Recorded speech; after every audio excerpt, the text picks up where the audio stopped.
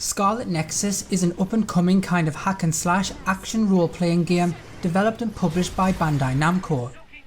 It is set to be released on June 25th for the PC, PlayStation and Xbox. This is the PlayStation 5 version, and I've been playing through the first level for a number of hours now, and I thought I'd give you a first impressions of this up-and-coming title.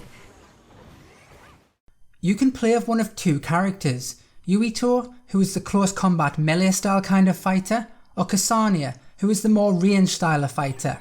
You both fight for an organisation called the Other Suppression Force, otherwise known as the OSF, whose objectives are to take out the enemy mutants known as the Others. It's a basic enough premise: kill the bad guys, then kill the boss at the end of the stage. It's very simple, but in this kind of game it works for me. The game itself looks really nice, with the traditional anime art style that you'll see in almost any kind of Japanese anime or manga. The characters themselves are also really well done. With all of the hectic combat that takes place on screen, everything looks clean and crisp.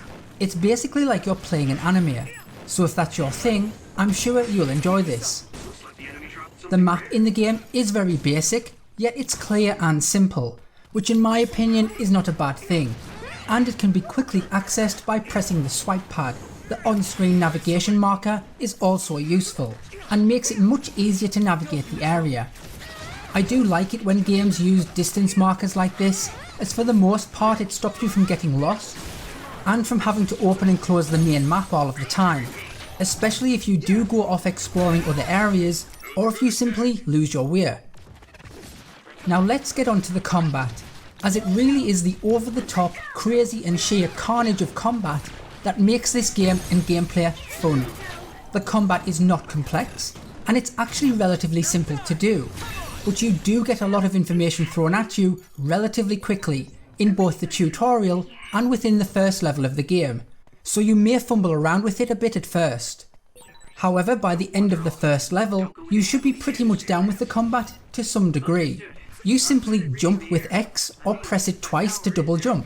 Circle is your dodge, whilst holding it makes you sprint, and your basic attack is square. Pressing the X and square at the same time performs a rising slash, which allows you to attack airborne enemies. The triangle button is used to both attack and greatly increase the regeneration rate of your psychokinesis energy, which is the purple bar you can see on the screen. You can then use this energy by pressing and holding the R2 trigger on the controller. This allows you to throw environmental objects as projectiles at enemies to do additional damage. All of the objects that can be thrown will be clearly marked with the R2 icon.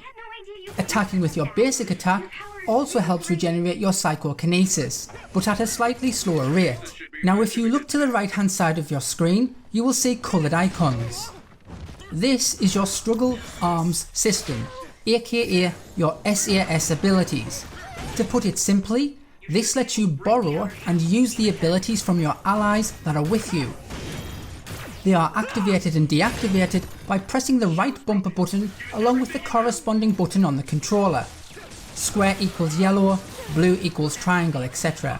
By using these abilities, they can and do help you gain an advantage in battle. For example, in this setup, using the yellow icon gives you a defensive boost, whilst using the red icon gives you a damage boost. The blue icon allows you to teleport, which can help you pass through gated areas or avoid attacks, whilst the green icon kind of slows down time to allow you to dodge attacks more easily. It also allows you to uncover enemies who may be stealthed and ready to ambush you. These abilities differ depending on which characters are alongside you, and can only be used one at a time, and they only last for a short period of time, so you can't abuse them. However, they do recharge relatively quickly. There is also a special object attack, which works in exactly the same way as your R2 psychokinesis attacks. The only difference is that you use the L2 trigger on specific objects. Again, these objects will be clearly marked. This will cause an action to occur that will require you to move the thumbsticks in a certain direction. In doing so, this results in you dealing a lot of damage to the enemy. You kind of have a special ability which is called the brain drive effect, and it's a small purple swirly bar as shown by the arrow on the screen. This automatically fills up as you're killing enemies, and it also activates automatically when full. When active, it basically increases all of your abilities for a short period of time. So it's just an all-round stat and power boost. Finally, you have your finishes. If you see the L2 icon over an enemy, just press it to get a finishing blow. All of your abilities can be upgraded via a skill tree system, known as the brain map, where you can put in the points that you've earned as you progress. I told you there was a lot of combat information to take in, didn't I?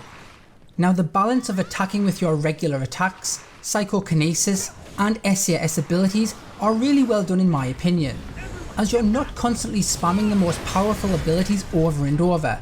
This means you have to mix up your gameplay. For example, throw some objects with your psychokinesis powers at the enemy, then get up close and personal and do some damage with your regular attacks, whilst regenerating your psychokinesis powers. Then maybe pop off an offensive or a defensive ability if needed, and then finishing off with your finishing blow. In all seriousness, it's pretty simple to pick up, and by the end of the first level, you'll be having a blast mixing everything together. This for me at least was a heck of a lot of fun, and the gameplay stroke combat did look and feel like Devil May Cry 5 style of gameplay, just with anime characters instead. Now Bandai Namco make a lot of anime type games, and I'll admit it, they're not really for me. But I'm not gonna lie, this one is actually pretty damn enjoyable. So far from what I've played, and it's only the tutorial and first level, I've enjoyed it a heck of a lot more than I thought I was going to. In fact, I've enjoyed it that much that I'm genuinely going to buy it and see how the rest of the game and the combat system plays out when it releases. Anyway guys, this was my brief first impressions of Scarlet Nexus. Let me know if you plan on checking this game out or if you've even heard of it. And as always, thanks for watching, please do comment, like and subscribe, and I'll see you next time.